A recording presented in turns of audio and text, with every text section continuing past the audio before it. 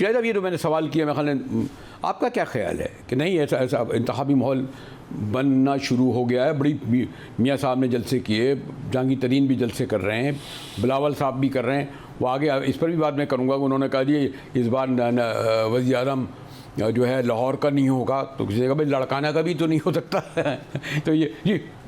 हाँ, लेकिन मेरे ख्याल में जो आपने इब्तदाई में भी बात की, अगरचे चीफ जस्टिस ऑफ पाकिस्तान साहब ने इस बात से मना किया हुआ है, लेकिन ख़ुद जिस दिन वो जजमेंट दे रहे थे मुजाहिद साहब, तो मेरे ख़्याल में वो ख़ुद भी कहीं उनको ये थोड़ा सा शक व शुबा था।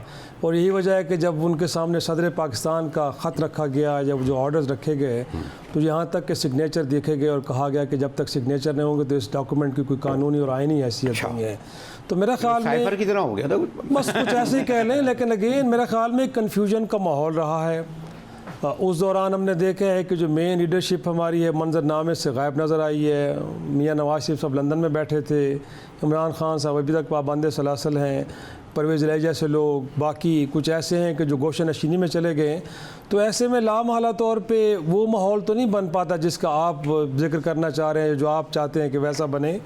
और अब जैसे तैसे करके बहरहाल एक तारीख तो आई है, लेकिन साथ में आपके सामने सदर पाकिस्तान का वो ख़त जो निगरान वज़ीर आज़म को लिखा गया है, जिसमें बार बार ये कहा जा रहा है कि इस मुल्क के अंदर जो लेवल प्लेइंग फील्ड है वो फ़राहम नहीं किया जा रहा।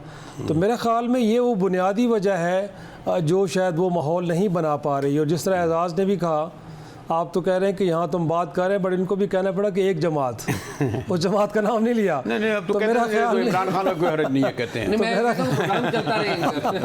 तो मेरा ख्याल में कि जब उस एक जमात को, कि बहरहाल जिसकी एक पब्लिक फॉलोइंग है, आप उसको स्पेस नहीं देंगे, तब तक हमें वो पॉलिटिकल एक्टिविटी जनरेट होती हुई नज़र नहीं आ रही जिसके आप और मैं सब ख्वाहिशमंद हैं, और जो कि बहरहाल एक इलेक्शन के लिए बड़ा ज़रूरी इंग्रेडिएंट भी होता है। तो मैं समझता हूँ कि अभी भी शायद वो आज़ादियाँ मुकम्मल तौर पे नहीं मिल पाई, और जब होंगी तो इसमें कोई शक नहीं है कि पीपल्स पार्टी अपनी जगह पे डेस्परेट है। वो तो वो जमात थी कि जो 90 डेज़ के अंदर इलेक्शन चाह रही थी।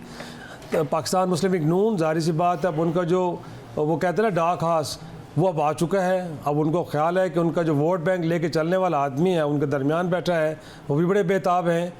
और तहरीक इंसाफ भी तो किसी ज़माने में जब असम्बली डिज़ोल्व कर रही थी तो उस वक्त भी उनका तकाजा ये था कि अब इलेक्शन की तरफ जाएं, मैदान में जाके एक दूसरे को चेक करते हैं। तो मेरा ख्याल में अब उन मुक़्तदर क़ुव्वतों का ज़्यादा इम्तिहान है कि जो ये समझती हैं कि इस मुल्क के अंदर डेमोक्रेटिक प्रोसेस चले, और जो बाहर का इरिटेंट्स हैं वो हमारे लिए कुछ ज़्यादा प्रॉब्लमेटिक ना हो। तो मेरे ख्याल में पॉलिटिकल स्पेस को थोड़ा सा ओपन करेंगे तो चीज़ें बेहतर होना शुरू हो जाएंगी।